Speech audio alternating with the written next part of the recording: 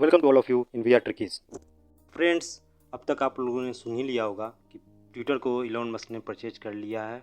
बहुत समय के नोक-झोंक के बाद इलॉन मस्क ने सबसे पहले अप्रैल 2022 में इस चीज़ को रिवील किया था कि मैंने ट्विटर का 9.2% शेयर परचेज किया है।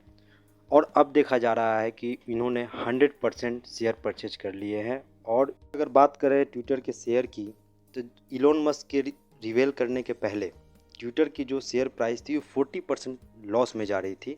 और जैसे ही इलॉन मस्क ने इस चीज़ को रिवील किया कि मैंने ट्विटर का शेयर खरीद लिया है, ट्विटर की शेयर उछलकर एक ह्यूज जंप के साथ अप्रैल में 27% का एक ह्यूज जंप देखा गया था। और अगर बात करें ट्विटर के फॉलोअर की, तो ट्विटर की सबसे ज़्यादा फॉलोअर है यूएसए में, फिर जापान में और उसके बाद इंडिया में। और एज़ पर रिपोर्ट की बात करें तो ट्विटर पर लगभग 395 मिलियन यूजर्स हैं। और इलॉन मस्क इस चीज़ को बहुत अच्छी तरीके से जानते हैं कि आज के इंफॉर्मेशन वॉरफेयर एरा में ट्विटर एक बहुत ही इम्पैक्टफुल चीज़ है। क्योंकि जिस तरीके से ट्विटर पे मिलियंस ऑफ फॉलोअर्स हैं, ये जितना बम और मिसाइल से इम्पैक्टफुल नहीं होगा, वो एक ट्वीट से इम्पैक्टफुल हो सकता है पूरे वर्ल्ड जियोपॉलिटिक्स सिनेरियो को चेंज करने के लिए। और अब हम बात करते हैं इलॉन मस्क के बारे में। जो इंसान इलॉन मस्क के बारे में नहीं जानता है, उनके लिए मैं बता दूं कि Elon Musk top most businessman है। इवन ये टॉप मोस्ट ही हैं। ये वही शख्सियत हैं जिन्होंने इस प्लानेट के लोगों को मार्स पर अपनी नई दुनिया बसाने का सपना दिखाया है। और ये वही शख्सियत हैं जिन्होंने इलेक्ट्रिक व्हीकल्स और स्पेस टूरिज्म कंसेप्ट को मेन स्ट्रीम में लाया है। और इसके बाद आपने ये भी देखा होगा कि स्पेस एक्स और स्टारलिंक के जरिए यूक्रेनियन मिलिट्री को बहुत ही मदद मिली थी रसिया के साथ वॉर में। और उसके बाद देखा गया कि इलॉन मस्क ने अप्रैल 2022 में ट्विटर को खरीदने के लिए $44 बिलियन का प्रस्ताव रखा था। और इससे पहले इलॉन मस्क ने ट्विटर का लार्जेस्ट शेयर परचेज किया था 9.2%। तब भी देखा गया कि इलॉन मस्क कहीं ना कहीं संतुष्ट नहीं थे। इनका मानना था कि जब तक ट्विटर एक प्राइवेट कंपनी ना बने, तब तक ट्विटर की खामियों को कम नहीं किया जा सकता है। फाइनली देखा गया कि इलॉन मस्क ने ट्विटर को $44 बिलियन में परचेज कर लिया है। और परचेज करने के साथ ही देखा गया कि इलॉन मस्क की पहली ट्वीट आती है, द बर्ड इज़ फ्रीड। और इलॉन मस्क के अनुसार ट्विटर की जो चिड़िया है वो फ्री कैसे होगी, तो उन्होंने सबसे पहले डिसीजन लिया। उन्होंने ट्विटर के चीफ एग्जीक्यूटिव पराग अग्रवाल को टर्मिनेट किया, साथ ही साथ chief financial officer Ned Segal को और लीगल अफेयर्स एंड पॉलिसी की चीफ को विजया गडे को टर्मिनेट कर दिया। और टर्मिनेट के बाद इन्होंने इन तीनों को लगभग $100 मिलियन दिए थे, जो कि इंडियन रुपीज़ में होती है 823 करोड़। और पराग अग्रवाल को 412 करोड़ मिले, नेट सेगल को और विजया गडे को 305 करोड़ 140 करोड़ रुपए दिए गए। और मैं साथ साथ ये भी बताता चलूँ कि जिस टाइम डोनाल्ड ट्रंप की ट्विटर अकाउंट सस्पेंड हुई थी, उस टाइम उस डिसीजन को लेने वाली थी विजया गडे जी। और इलॉन मस्क ने इन तीनों को टर्मिनेट करने का डिसीजन क्यों लिया, तो इन्होंने इसलिए लिया क्योंकि इन्होंने पहले भी इस चीज़ की कंप्लेन की हुई थी कि मुझे मिसलीड किया जा रहा है ट्विटर इन्वेस्टर्स के नाम पे और नंबर ऑफ़ फेक अकाउंट्स के नाम पे।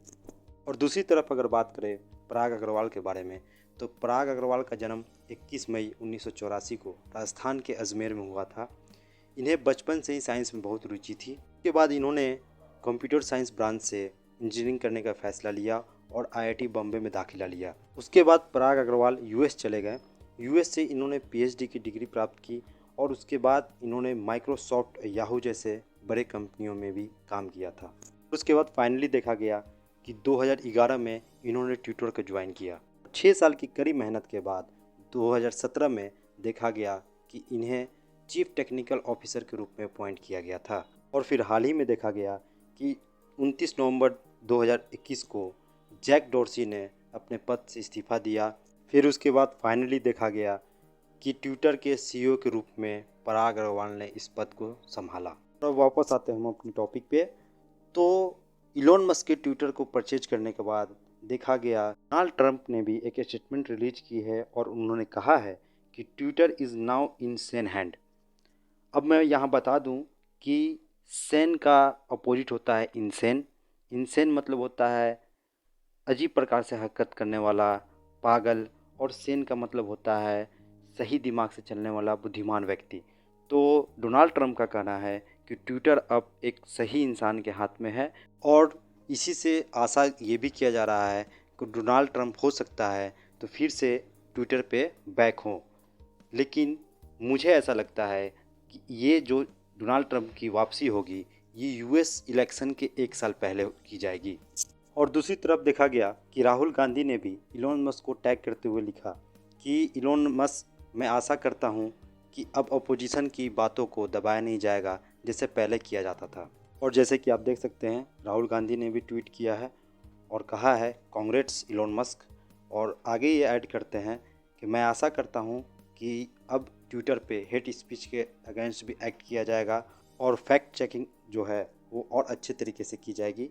और उसके अलावा अपोजिशन की आवाज़ों को दबाया नहीं जाएगा गवर्नमेंट प्रेशर में आके। राहुल गांधी का ये भी कहना है कि पिछले साल जो मैंने एक ट्वीट किया था अगस्त में, उसके बाद देखा गया कि जिस स्पीड से मेरे फॉलोअर्स बढ़ रहे थे, उसके बाद उनकी फॉलोअरशिप में बहुत ही कमी आई थी। राहुल गांधी का कहना था कि जब से ट्विटर इंडिया ने मेरे अकाउंट को सस्पेंड किया फरवरी से, तब से देखा गया कि उनके नए ट्विटर फॉलोअर्स ऐड नहीं हुए थे बहुत लंबे समय तक। और आगे ऐड करते हुए बताना चाहूँगा कि इलोन मस्क ने सबसे पहला काम कहा है कि हमें ट्विटर के अंदर जो बोट हैं उनको हराना है और जो एल्गोरिदम है उसको और अच्छे तरीके से रिप्रेजेंट करना है।